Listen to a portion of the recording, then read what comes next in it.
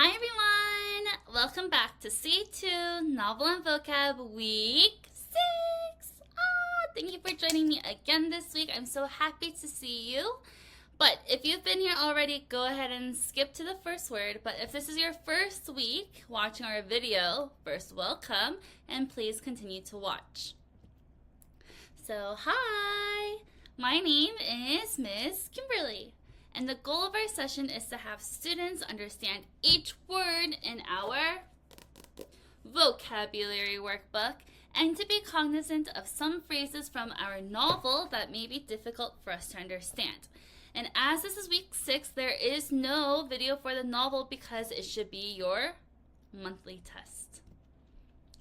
So for today's agenda, we will first go over week 6 vocabulary, 2, go over example sentences, and then 4, skip 3, go to review and self-study. Okay? So, why are we doing this, Miss Kimberly? Why am I watching this video? Because, 1, for vocabulary acquisition, we're putting in more words into our cranium, which is our brain.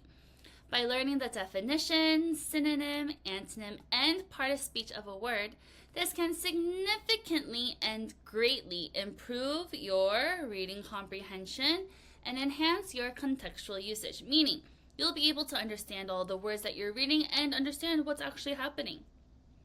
Next, we're going over extra example sentences, and this is to help with your writing variation.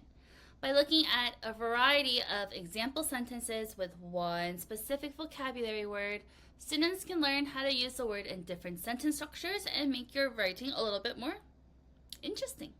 So without further ado, please, if you don't already have your vocabulary workbook, please go and get it. And then turn with me to week 6, which is on page 48. So let's all go to page 48. Go, go, go, go, go. And let's get started. Number 1, everyone repeat after me and say serendipity. Serendipity. Yes, it is a noun and it means the fact of finding interesting or valuable things by chance. So we didn't plan on looking for it, but all of a sudden it just popped up in front of us. Thank you. And in our TED Talks it says, actually, the show is really about serendipity. So it's all about chance and things happening out of uncertainty. Let's read the example together. Ready? 1, 2, 3. The scientist's accidental breakthrough was a classic case of serendipity. Yes, so here again, maybe this scientist found the cure to some kind of rare disease, and it was accidental. It was serendipitous or serendipity that they found the cure because they didn't mean to, but all of a sudden it just happened. Make sure that you write your example sentences here, the one that we just read together, in this white rectangle. Let's go down here. It says, a serendipity occurred when the artist spilled paint and discovered a new color combination. Wow. So maybe the artist just spilled the turquoise and spilled the gray, and all of a sudden it came out to be some really pretty light blue color. I'm not quite sure. Next one, it says, winning that free ticket to the concert was pure serendipity. So we didn't mean to win the ticket to the concert, but it just happened. Thank you. Everyone say serendipity. Serendipity, very nice.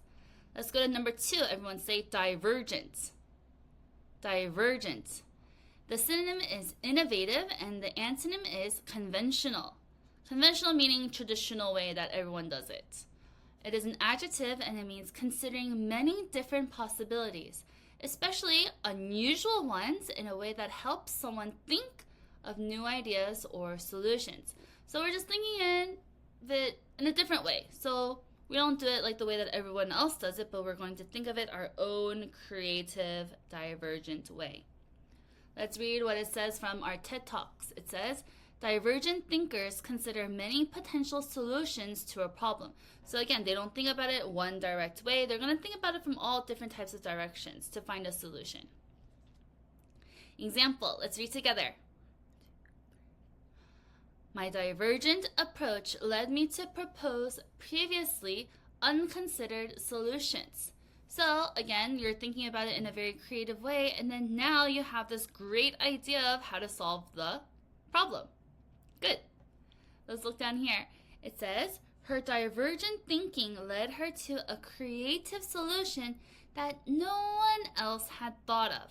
So no one else knows about it, but because of their divergent thinking, they're thinking of it in a different way, they're able to find out. Next one, it says, the teacher encouraged divergent thinking, asking students to come up with unusual ideas for their projects. Very good.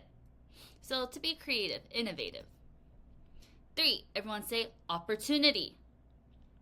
Opportunity. The synonym is chance, and the part of speech is a noun. It means a time or occasion that makes it possible to do something. So it's a chance for us to do something. In our TED Talks, it says, some people are more likely to notice things and make new connections between ideas. They recognize opportunities. So they're able to see, during this time, I can do something. I can make a chance, an opportunity. Let's read the example together. 1, 2, 3. The reporter had the opportunity to interview the president. Wow, so this news reporter, had the chance to have a one-on-one interview with the president. I think that's a really big deal. Let's look here. When the weather cleared up, it was the perfect opportunity for a picnic. So now, no more rain, and it's now just sunshine. It was a perfect chance, the perfect opportunity to go for a picnic. Next one, it says, the school speech contest gave her the opportunity to show off her public speaking skills. Wow, so I know that we also have a speech contest at M.I that ended last semester, but that was the opportunity, the chance for the student to shine and say, I'm so good at speaking, everybody watch me. An opportunity, a chance. I don't like this picture. Number 4, everyone say possibility. Possibility. The synonym is probability, and the antonym is impossibility. Cannot do it. It is a noun, and it means a chance that something may happen or be true. We're not quite sure. There's a possible chance. In our TED Talks, it says we can actually increase the possibility of serendipity by changing the way we think. And that should be a period, not a question mark. And let's read the example together. 1, 2, 3. Is there a possibility of an alien species existing in outer space? Is there? I don't know. Maybe, maybe not. So is there a possibility? Is there a chance that this may be true? Let's look down here. It says there's a possibility it might rain today. So don't forget your umbrella. Yes, this week when I'm recording this, it's supposed to be on and off rain, but one time I didn't have an umbrella and I got rained on because I ignored the possibility of the rain. Next one, it says the doctor said there's a possibility of feeling better by tomorrow with the right medicine. So you go to the doctor and say, I'm sick, doctor. And they give you the medicine and say, there's a chance, there's a possibility that you may be all better by tomorrow. Now, we're going to go straight into our novel words. However, everybody, these novel words are all repeats. So number 5 through 14 are words that you should already know, okay? So therefore, I'm not going to go super long and detailed into the next words because you should know them, okay? Let's go and start with number 5. Everyone say pensively. Pensively. And the synonym is contemplatively. Contemplatively. It's a mouthful, right? It's an adverb, and it means in a quiet, thinking way, especially because one is sad or worried. And all of these sentences in the next few numbers are the same from the work weeks before. So I'm going to read them very quickly, but I'll go more detail into the new example sentences that I wrote, okay? In the book it says, Ida pensively braided bits of grass. Tom, Ida said sadly, I won't ever get to be a teacher without going to high school. So she's having a very hard time. She's thinking. She's worried. Example, let's read together. 1, 2, 3. She gazed out the window pensively. lost in thought about her future. So she's like, what am I going to do for my future? What will I be when I grow up? Let's look here. Pensively, he wrote in his journal, reflecting on the events of the day. So maybe something sad happened at school. Dear diary, a bully bullied me. And pensively writing in it. Next one, it says, the student sighed pensively, quietly thinking about the upcoming test. Oh no! So they're like, another test. What am I going to do? I'm so sad about that. 6, everyone say correspondence course. Correspondence course. It is a noun and it means a course in which students study at home by receiving lessons and then sending assignments in the mail, email, or etc. in other ways. In the book it says, I suppose I can learn some of what I need from a correspondence course. So not going to school and learning from a correspondence course. Example, let's read together. 1, 2, 3. Through a correspondence course, he received weekly assignments by mail. So he was able to study and do all of his work and then send his homework through the mail. Let's look here. It says the correspondence course allowed him to learn at his own pace while still working a job. So therefore, people work jobs, right? Yeah, but maybe some people want to keep learning, but they don't have the time to go to school. So this correspondence course allows them to, work on whatever they're learning by themselves in their own pace, meaning their own timeline, and then still go to work. Next one, it says the correspondence course sent him his lessons by mail every week, which he completed and then sent back. That's what a correspondence course is, so let's move on. Number 7, everyone say boisterous. Boisterous. It means rowdy, and the antonym is quiet. And it's an adjective, and it means noisy and full of life and energy. And why is there an X? Because as you can see here, these sentences are not for boisterous. So for boisterous, I want you to go back to week 2 on page 16. That is where you can read the extra example sentences for boisterous. But for the matters of this video, we're just going to skip it and go down to my example sentences. Ready? It says, the boisterous laughter of the children filled the playground with joy. So everybody's super happy, loud, cheerful, and playing in the playground. I love seeing children play.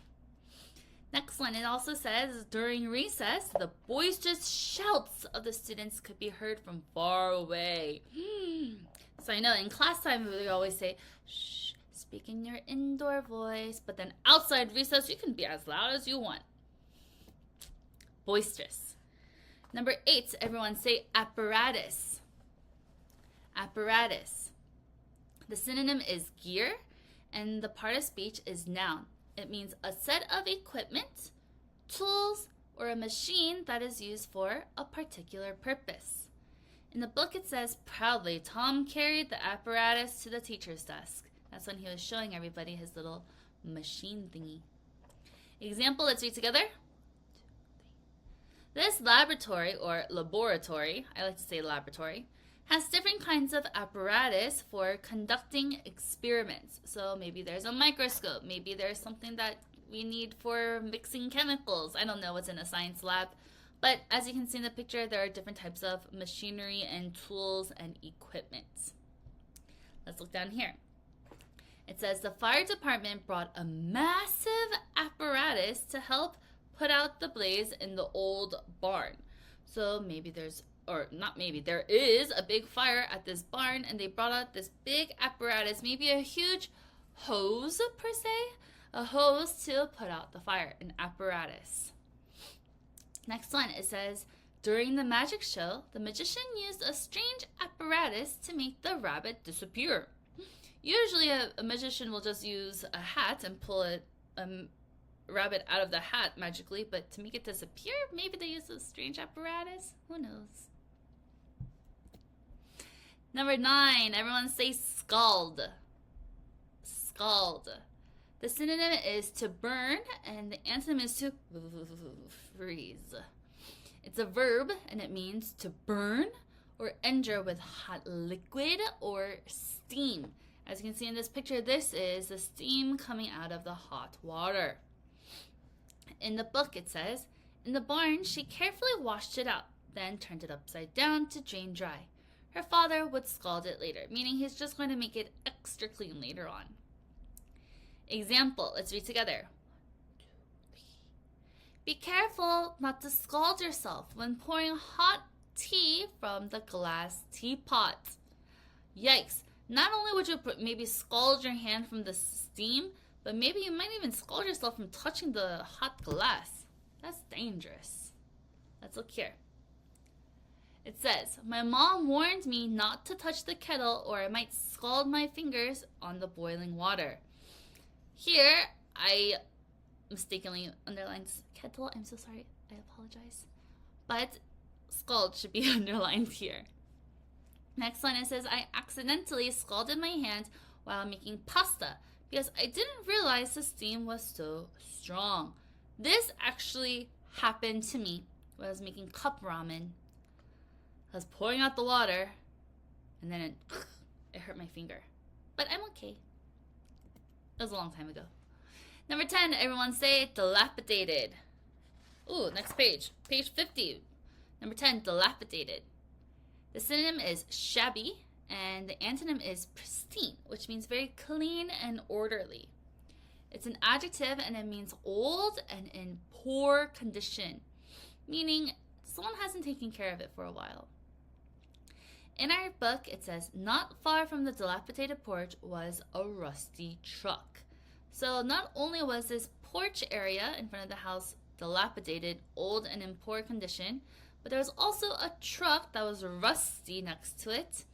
That means maybe that no one's been, looking after the house or the truck, or using it at least. Example, let's read together. 1, 2, 3.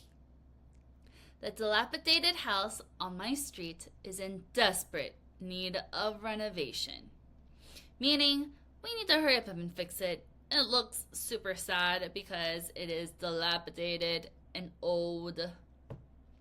Let's look here.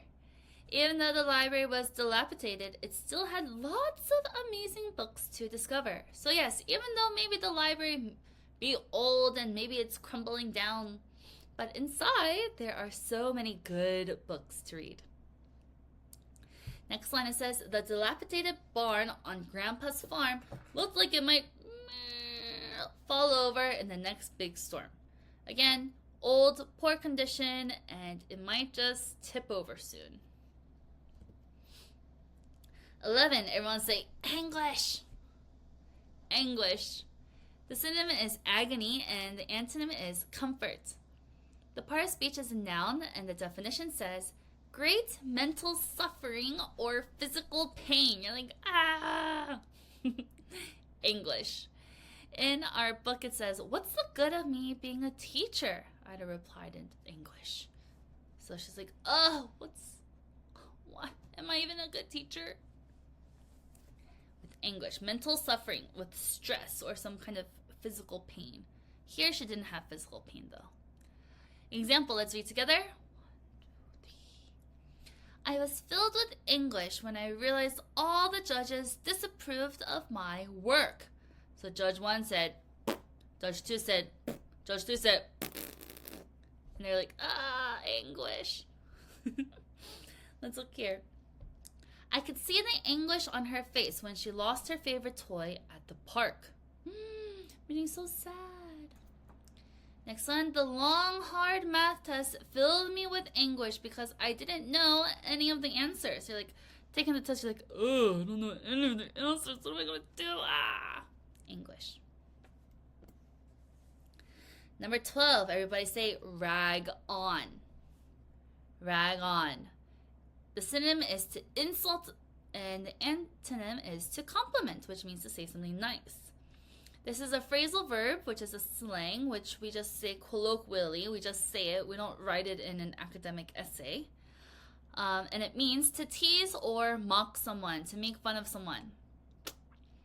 In the book, it says, no kid is going to say they like school. Because if they do, other kids will rag on him. Meaning, aha, you like school, you're weird. But I like school. But people rag on them. Example, let's read together. 1, 2, 3. If you rag on your friends, you might hurt their feelings. Yes, it's not nice to rag on others, not to tease others, okay? We all should be nice and friendly, right?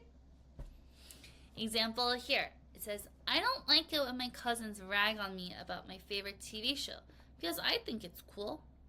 So you guys are third graders, right? But say that you're watching like a TV show that is for 3-year-olds and not third graders. And then maybe the cousins are like, hey, that's a baby show. And you're like, I don't care. I still like it. They ragged on them. Next one, it says, she tried not to let it bother her when her friends would rag on her about her messy room. So her friends came over to her house and they saw how messy the room was. Like, hey, you live in a pigsty. Why don't you clean up? Rag on. We should not do it. Number 13 is interject. Everyone say interject. The synonym is to interrupt, and it is a verb. It means to say something while another person is already speaking. We should never, never, never interject. It is not nice. It is very rude. In the book, it says, and I'm afraid, interjected Mr. Plumstead, I saw Miss Fletcher lock the front door. He interjected as someone else was already speaking during the meeting. Example, let's read together. 1, 2, 3. He does not appreciate being interrupted, so you should not interject. So, don't talk when he's talking. Wait your turn.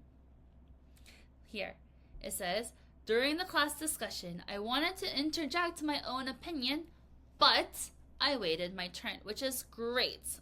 Awesome. Good job waiting your turn. I'm very proud of you, whoever you are, imaginary student. Good. Next one, it says, the teacher told us not to interject while someone else was speaking, so we had to raise our hand. Of course, that is like one of the golden rules of a classroom, right? We should always raise our hand before speaking and not interrupt or interject others. And 14 is our final word for our novel. The word is wrought up. Everyone say wrought up. The synonym is agitated, and the antonym is composed, which means very calm and steady. This is an adjective, and it means upset and anxious. In the book, it says, Ida had resisted tears for so long, but now, exhausted and wrought up, she finally let them come. So the whole time she was holding it in, and then finally, she was so wrought up, upset and anxious, so she started crying. Example, let's read together. 1, 2, 3. I was so wrought up with anxiety before the interview that I began to shake. Yikes. If you start to shake because you're nervous, you need to take a breather. Let's look here. I get all wrought up whenever I think about giving a speech in front of the whole class. Oh my. I used to also be like this because in school, maybe there were like 32 students in a class. So going up in front of everybody was a bit scary, to say the least. So I would get a bit wrought up. But now, look at me. I'm able to speak to all of you. Next one, it says, when the dog ran away, our whole family got wrought up until we finally found him. So the dog ran away. We're like, oh no, where did Fluffy go? Fluffy, come back. But then Fluffy came back and we're all happy again. All right, now let's go into our textbook words, which is on page 51. And the first word for textbook is install. Everyone say install. The synonym is establish, and the antonym is to remove. It is a verb, and it means to put something in place so that it is ready to use. So in our textbook, it said installing park benches. So here they're just putting park benches that weren't there so that people can use it. Next one, example. It says, the handyman installed modern light fixtures in our new house. So as you can see in the picture above, the man is putting and installing some light bulbs and that big light fixture up there. Let's look here. They decided to install a new air conditioner in the living room to keep cool during the summer. Yes, I think I was the happiest camper when I installed the air conditioning in my house because I was so hot before. Next one, it says the school planned to install more lights in the parking lot for better safety at night. Very good. So parking lots, they can be dark outside, right? But because of safety, they decided to put up and install some more light fixtures so that people can see better at night. Install. Number 16, everyone say abandoned. Abandoned. This is quite sad.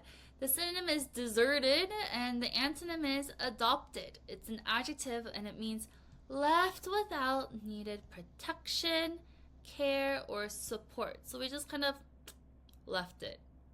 So sad. In our textbook it says, I've got a surprise. Remember that old abandoned lot at the corner? So remember that area over there that no one really used and it was all trash? Yeah, that one. Example, let's read together. 1, 2, 3. Let's start again. 1, 2, 3. The abandoned dog hesitates with human interaction because it was hurt before. So as you can see in this picture, it's so sad, this abandoned doggy, and this person's like, come here, Fluffy, and the dog's like hesitant to go because maybe it got hurt before from a different owner. So sad. Abandoned. Let's look here. It says they found an abandoned kitten, so a stray cat that's living outside, and took it to the animal shelter so it could be cared for. That's very nice. Next one, it says the old abandoned house at the end of the street looked spooky because no one had lived there for years. So this house at the end of the street, no one goes there, no one lives there. It's maybe dilapidated, and it looked scary. Number 17, everyone say blackout. Blackout. It is a noun and it means a period of time when the electric power has failed, causing the loss of lights. But not only just lights, you can't watch TV, your refrigerator wouldn't be working, your lights definitely don't work, maybe your AC doesn't work either. Yikes, the electricity is out. We call it a blackout because usually the lights go out and it turns all dark at night. In the textbook it says, and now you have a place to come and hang out during blackouts. Haha. An example, let's read together. 1, 2, 3. During the blackout, we had to light up all the extra candles to see in the dark. So as you can see in the picture, it's a blackout and they have all their candles on. Let's look here. All of our food in the refrigerator went bad because we lost electricity during the blackout. Yikes. So this means during the blackout when all the electricity was off, the refrigerator also connected to an outlet had stopped working. So when it says the food went bad, it means that the food rotted. What a waste of money and delicious food. Next sentence, it says, the sudden blackout caused the television to turn off right in the middle of their favorite show. So they're watching their favorite TV show and all of a sudden, shh, it's off. I've had many blackouts happen when I lived in America because there would be lots of bad storms there and strong winds. But here in Korea, I have never experienced a blackout. Have you guys? Let me know in a note. Number 18, everyone say appropriate. Appropriate. The synonym is fitting and the antonym is improper. It's an adjective and it means especially suitable or compatible, meaning it's fitting. It works. In our textbook it says, nice to see friends together in Friendship Park. How appropriate. Meaning because the name of the park is called Friendship, they were like, oh, how appropriate to see friends together here. How great. Example, let's read together. Dressing in formal attire is appropriate for special occasions such as weddings. Yes, we would like to, dress up, get pretty for weddings and special occasions. We don't want to go to a wedding in our pajamas, right? That wouldn't be appropriate. Here it says he found an appropriate gift for his friend's birthday that matched her interests. So maybe the guy really likes to play with cars, but the girl likes to play with teddy bears. He's not going to buy her cars because that's not appropriate. The appropriate gift would be to buy maybe a doll. Next one, it says they selected an appropriate time for the meeting when everyone could attend. So maybe they have people from all over the world coming to this meeting, but to have an appropriate time when everybody's awake, they would have to time that meeting appropriately, in an appropriate time. Number 19, we're on page 52 in our book now, and it says today. Today. But this word here does not just mean today as of this date. We're going to use it as an adverb which has a synonym meaning nowadays. Meaning at the present time. Nowadays. Example, read with me. 1, 2, 3. Social media has changed the way we stay connected with each other today. So it's not just talking about today, but they're talking about nowadays. Here it says, today we have many different delivery applications to order food. Yes, there are so many different delivery applications that we can use now. Yikes, a long time ago there was maybe just one. Next, it says many people around the world are more interested in traveling today. So nowadays people like to travel. They don't just want to stay home. They want to go out and explore these days. Today. And 20, our last word is example. The synonym is instance and the antonym is exception. It is a noun and it means something that is typical of the group of things that it is a member of. So many words. Example just means something that has to do with the bigger idea. So example sentence, we've said example maybe like 20 times now because it's the 20th word. Let's read together. I examined the painting since it is a perfect example of the artist's later work. Later work here also means towards the end of their career. Their early work would be when they first started being an artist. That's besides the point though. Let's look here. It says the butterfly is a beautiful example of how insects can have vibrant colors. Yes. Many insects we think of maybe green, brown, black, but there are some other insects that have vibrant colors, just like the butterfly. And last example sentence, it says, the teacher gave an example of how to solve the math problem so everyone could understand. So maybe the teacher's teaching a new math skill, and instead of just saying, all right, everybody, you just do it by yourself. That wouldn't be very nice and very teacher-like, would it? So the teacher showed an example on the board and they solved it together. Example. And we're all done. And it's time for the mission. Write 3 sentences using 3 different vocabulary words from this week. You can choose any 3. Just write me 3 sentences. Please make sure that they're long and not just saying the house is dilapidated. Please make it longer. Underline the vocabulary word, make sure that you write your name in class, and put it in the bucket at the front desk. So now, we're done with all the words. What should you do? It is time for review and self-study. And this is for contextual masteries, to become masters of these words. Review all the words again. And instead of just reading out loud the example sentence, I would like you to read out loud the whole thing, like this video. And then go ahead and complete your vocabulary homework pages, which is on 53 and 54. And that is the end of our video for this week. Again, everyone, there is no video for novel this week. I'll see you in the new novel next week. Okay? Thank you for joining me, and I'll see you guys next time. Bye!